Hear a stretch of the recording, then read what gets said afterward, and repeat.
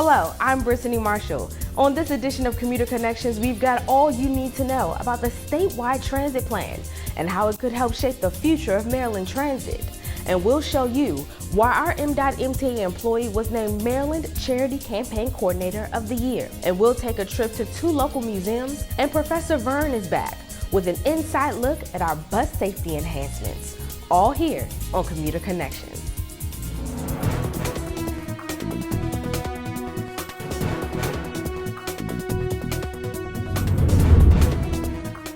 Right now, M.MTA is developing a long-term vision and framework for coordinated transit in Maryland.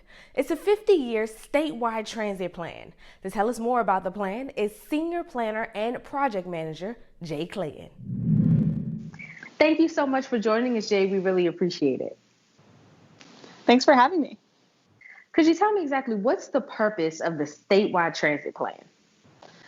The purpose of the plan is to create a 50-year vision for connected and integrated local and regional transit. So this includes our rural, suburban, and urban areas of Maryland. Most importantly, we want to do this by stitching together existing plans that have already been put together with the public, with local transit providers, but also identify what isn't committed to yet that could be to create a better statewide transit system. And so far, how have you guys been able to coordinate the local and other jurisdictions that have their own transit plans? How have you guys been able to coordinate those together? So there are over 20 local providers, 24 counties, jurisdictions in Maryland.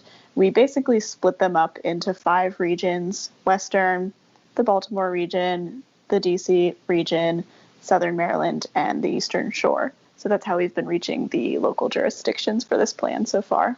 And so break down for me where we are right now in the statewide transit plan. Sure. So the plan started in the summer with a little bit of internal discussion, just setting up, how we wanted to organize the roundtables that I mentioned. We had our first 5 roundtables in Maryland, and that was just to set up basic vision and goals before putting out a public survey.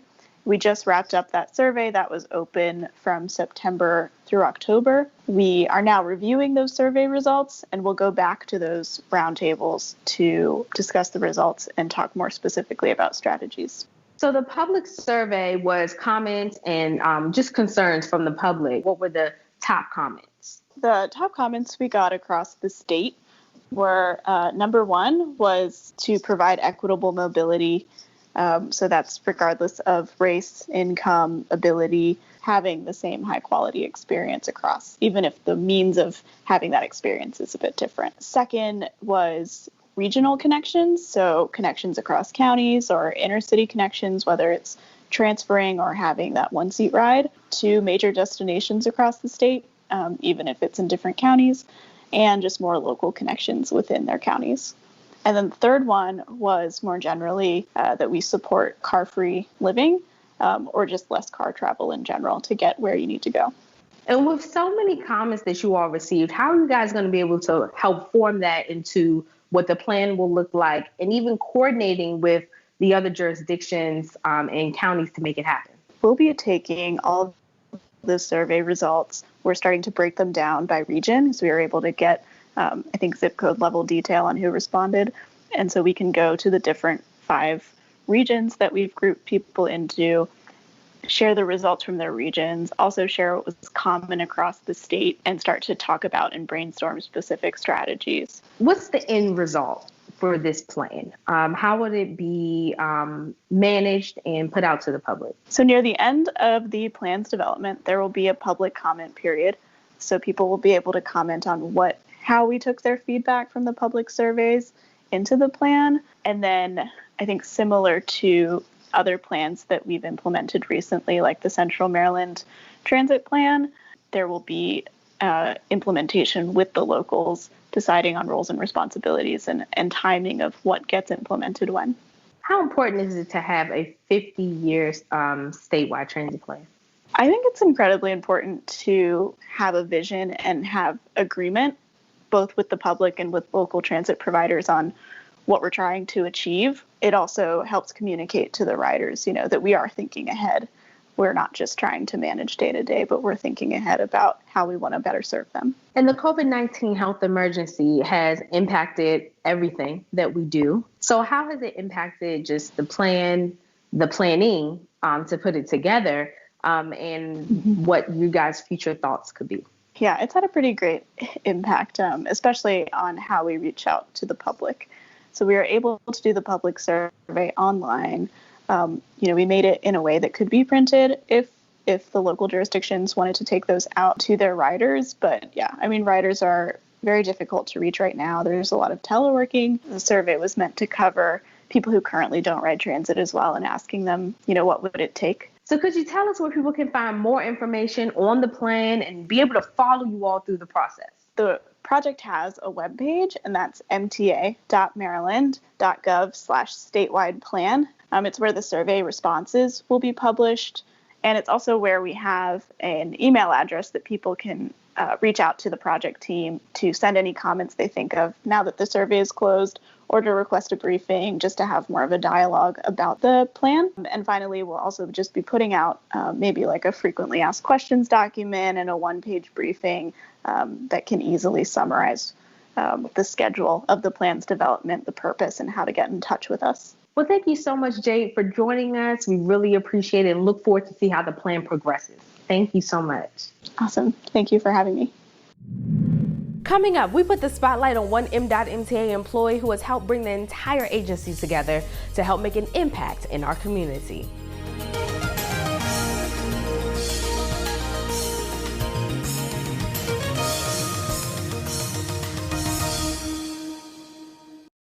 The Maryland Charity Campaign is just one way that MTA is able to give back to the community we serve.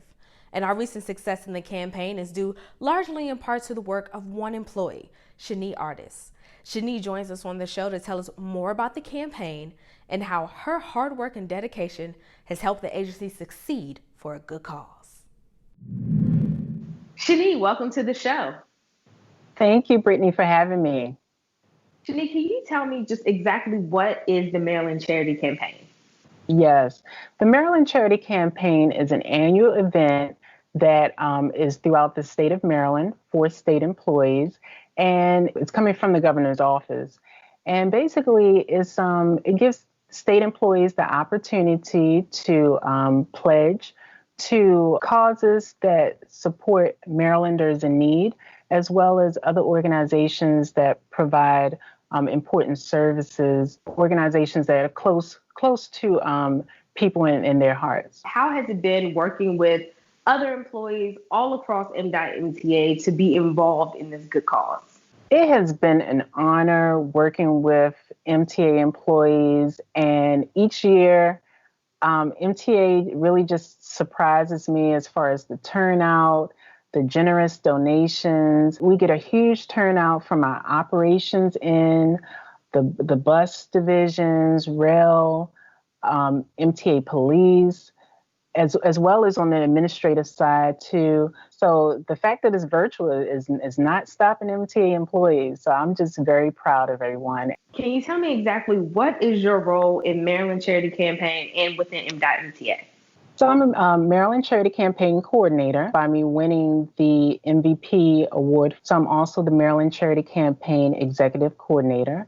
And what I do is I plan and implement various activities for MTA to do throughout the duration of the campaign. And also I just stay in communication with the employees to really motivate employees to donate and to promote the campaign. You were recognized, as you said, for the MVP award. How did that feel? Actually, I'm just very proud to have received this award and to even be nominated.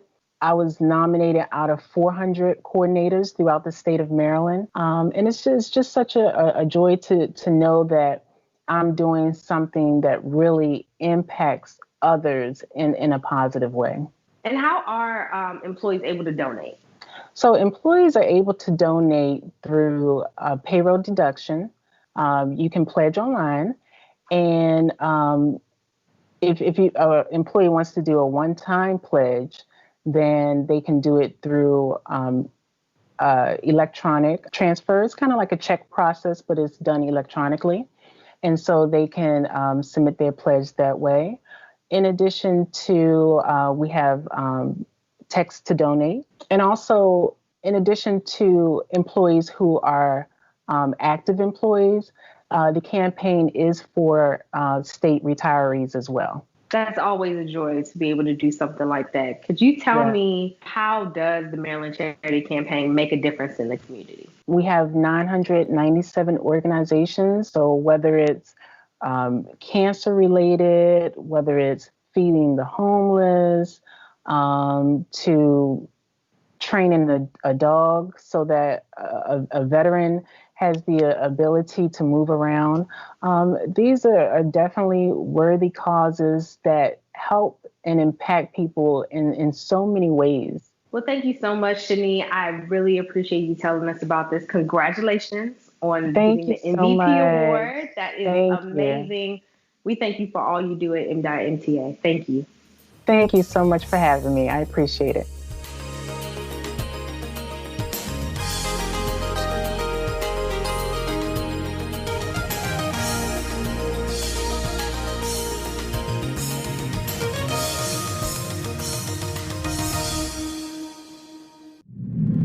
And now to our museum spotlight, as we visit the Reginald F. Lewis Museum of Maryland African American History and Culture and the American Visionary Art Museum.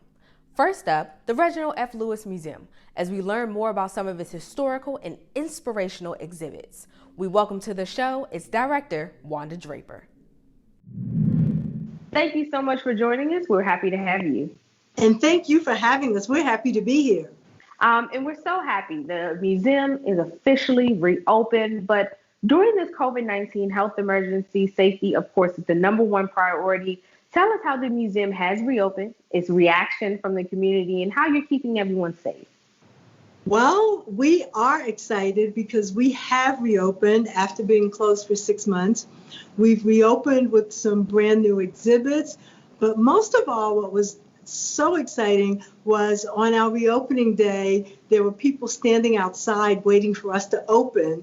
We have mounted touchless thermometers that take your temperature when you enter the door. We also ask that you wear a mask, and we have masks and gloves available, but we have not had anyone come in without a mask. We do have social distancing, and we have the footprints on the floors, and we have everybody going in one direction so that you're never facing anyone. And people are really, really glad to be coming back to the museum. So let's get into some of those exhibits. You guys have the Good Trouble Marching for Change exhibit. Tell us a little bit more about that. So obviously that phrase sounds very familiar, thanks to John Lewis. But this exhibit is about protests, and it's specifically about protests in Baltimore. And what we did was collected protest signs and artwork from local artists pertaining to protests. And so you get to walk through this exhibit and see some work by artists and some work just by protesters, and see the signs and see the messages. We also have a video by a local video producer about going to protests. The main thing that we have done is, as you walk into the museum, we've painted Black Lives Matter on our floor. We've also put up signs. We have a 30-foot sign on the back of our building and one on the front of our building that said Black Lives Matter, Black History Matters. So it's a very exciting time. And what it does is it gives us the opportunity to talk about the history of protest, as well as show what protests were like in 2020. And speaking of more history, you have an exhibit called Freedom Bound, Runaways of the Chesapeake. Can you tell us more about that one? The story of slavery is probably one of the most brutal periods in American history. And oftentimes it's told with whips on people's back. And that's hard to look at, it's hard to consume, and it's definitely hard to relate to. You know, I think about when my granddaughter was talking about Rosa Parks, And she was so excited. She was learning about Rosa Parks. And, Rosa Parks did all these great things. And I said, but do you realize that if it had not been for Rosa Parks, today you would be riding on the back of the bus? And she said, not me. And I said, why not? And she said, because I've never been on a bus. And so one of the things we realize even now is that there are generations that they weren't on the bus. They weren't part of the civil rights movement. They don't understand that whole movement. So it is incumbent upon us to teach them that and share that with them. And so that's what we try to do in the museum. And what Freedom Bound does is teaches about slavery for those who did not experience that. And Freedom Bound teaches in a very different way. It teaches through the individual personalized stories of 7 runaway slaves. They tell what it was like being in slavery, how they got into slavery. They tell what their dreams and ambitions were. They tell how they escaped slavery, and then what their lives were like after they escaped slavery. So it puts slavery in a perspective, and it puts a face on slavery. And there are 9 life-size mannequins, and they're dressed in the actual outfits that the slaves were described as wearing when they escaped. So it gives you a full picture, and it helps you understand slavery. And they talk about, yes, the brutality of it, but they also talk about their resilience and their ability to escape and what it meant to them. And so that's a fuller picture of slavery than we usually see. And we want people who come and experience that exhibit to understand that from 9 different perspectives. Wow, that's amazing. Where are you all located, and how can people get there using transit? So we're located in the heart of downtown on Pratt and President Street. Our actual address is 830. And we have a parking garage across the street that we provide discount parking to. And we are like a block away from the metro stop, so you can come down, and we're on the Silver Line number 63. And we are open Thursday, Friday, Saturday, Sunday from 10 a.m. to 5 p.m. And if you have a group and you want to come on a Monday, Tuesday, Wednesday, you go on our website or give us a call, and we will open for you. Our admission is $8. You can go online and get a ticket, because when you come in, we can just scan that ticket from your phone. If you go online, lewismuseum.org, you can also become a member of the museum, and then your admission is free. Thank you so much again for joining us. We really appreciate it. And thank you for having us. We look forward to seeing you soon. Yes, I look forward to being there. And now we visit the American Visionary Arts Museum as we talk to its founder and director, Rebecca Hofberger, about some of the museum's very unique exhibits. Thank you so much for joining us. We really appreciate it. It's wonderful to be with you. So how does it feel to finally have the American Visionary Museum open again? Oh, it's the best feeling in the world. We exist to be kind of a healing arts center and to welcome everybody. People who hate museums, people who have seen every museum around the world and choose us as a favorite, and first-time museum goers. And how are you, during this COVID-19 health emergency, helping to keep visitors safe during this time? We've tried to put in the Rolls Royce of precautions because we love our staff and we love our public. And so we were very lucky. We got a grant to order UV kind of cleansing systems on all of our air handlers, and then all of our staff, as well as, our AVM mask. Is that right? Yes. It has just, everybody's been compliant, thank goodness. And how has the community reacted to you all being back open? Oh, well, it's been wonderful. There were people who said that their children had said that more than school, more than friends, that they really miss coming to the museum. And we have the best gift shop show, so they come for the magic trips by the owner, the tricks he does for them. But it's just in general the feeling of the museum, because we have the largest art, science, climate change exhibition anywhere to see the secret life of Earth, as well as the really heartfelt juxtaposition of Esther Krinitz's Holocaust embroideries with first-person accounts of what happened in Rwanda, what it was like to live under apartheid in South Africa, in an exhibition that brings people to tears. It's called Esther and the Dream of One Loving Human Family. And you speak of so many exhibits. For one, is the science and mystery of sleep. Oh, Very interesting. Tell me about that. well, we all devote 1/3 of our life on average to sleep. It's a huge part. There are 4 stages of sleep. So what we were fascinated being the visionary museum are people who get their best ideas, like when they sleep or in the in-between. So the science and mystery of sleep is playful. It has 3 bedroom sets, each done by a different artist, totally different, and deeply, deeply moving. The Dalai Lama said sleep is the best meditation, and we want everyone to have truly sweet sleep, better sleep. We give you the 18-step recipe for how you can improve your sleep. Where is the museum located, and how are we able to get there using transit? Oh, transit is great. I have to tell you, the MTA. There's a bus number 71 that is our local best. I'm a big believer in public transportation. It's 800, Key Highway. We are 1.1 acres, like an open park at the foot of the eastern slope of Federal Hill, right in the heart of Baltimore. For those who want more information, where can they go?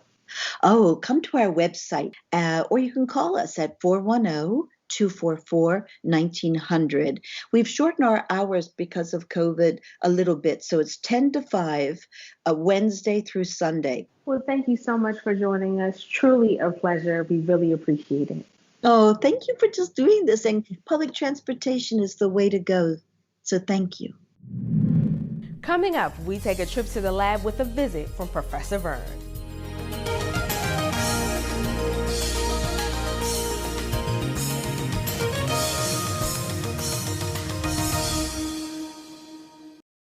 It's time to visit Professor Vern. In this edition, he breaks down how air ionizers work, and we learn more about the M.MTA bus safety enhancements developed during the COVID-19 health emergency.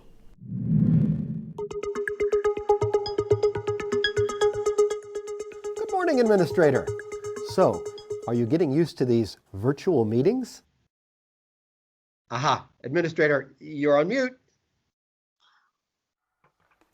Professor Vern, why can't you invent an automatic unmute button?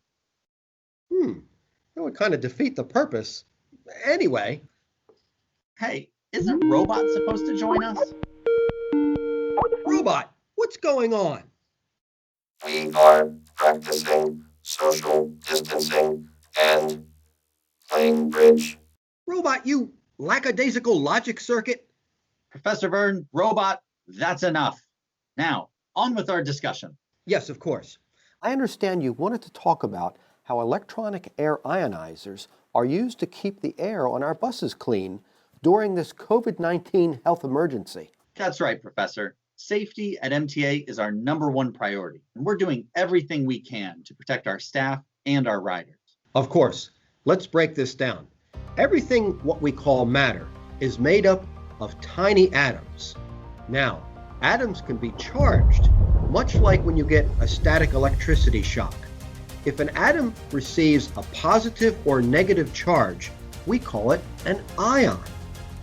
Now, Professor Vern, that sounds electrifying. But how do ions clean the air?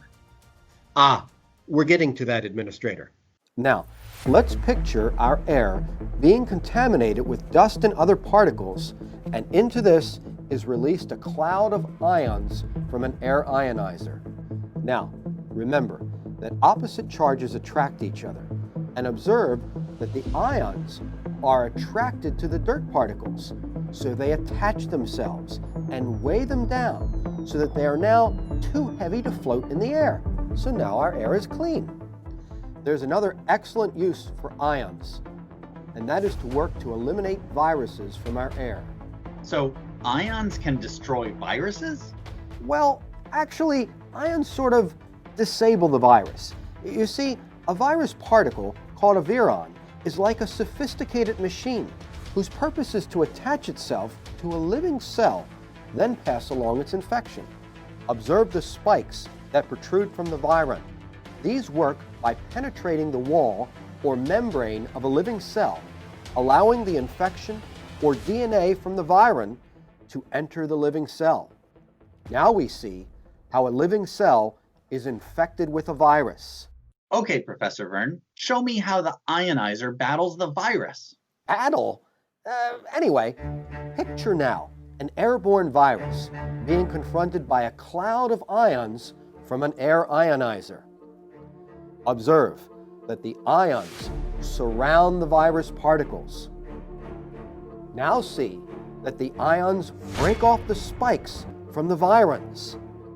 Lastly, now you see the virus is unable to infect living cells. Well, Administrator, to fully understand how electronic air ionizers clean the air on our bus fleet, we'll head over to the Maintenance Division to meet with our Manager of Quality Control and Warranty, Mr. James Cashdollar.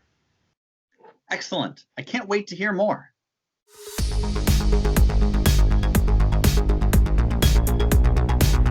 Hello, I'm Jim Cashdollar, Quality Control and Warranty Manager here at Bus Maintenance, and with me is Mr. Rick Rouse, one of our body shop technicians. The ionizer is a piece of equipment that we've installed on the bus. This will help improve the air quality and safety inside the bus. If you'd like, I'd like to show you what one looks like installed. Okay, as you can see right here where we have it installed, the unit is the blue unit. It sits there and it pulls as the air comes through, back filtered through the filters, and then back in. The air is reionized and put back throughout the bus. We measure that with a gauge. Okay, right here we have an air ionized counter. It tells us how many ionized particles are in the air. So the unit will actually, the particles in the air will stabilize between about 45 and 50 particles per thousand in the air. Over to you, Rick.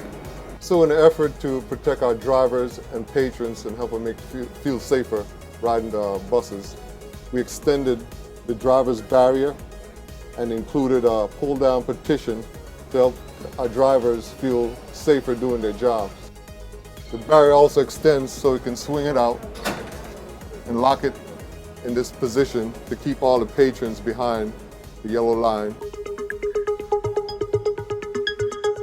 And in an effort to make our passengers feel safer, I used plexiglass and some various pieces from American Seating and our 3D printing specialists. We created a few pieces, various pieces, to help make this all possible, to install plexiglass to help protect all of our patrons while riding on the buses on MTA. These are some of the innovations that our bus maintenance team has come up to help protect our patrons and drivers while they're out servicing the public. I couldn't be prouder of our maintenance division and all our staff for the work they've done throughout this COVID-19 health emergency. Yes, Administrator, they are truly our frontline heroes. Wait, Robot, I want you to install an electronic air ionizer in our lab. Ah, Robot, you're on mute. Can you help me out here, buddy? Warning, 40,000 volts now in circuit. That should fix my new problem. Hey, can he or it do that for me? I mean, wouldn't everyone like to do that? And that brings us to the end of another edition of Commuter Connections. Thanks for joining us. Be safe. We'll see you next time.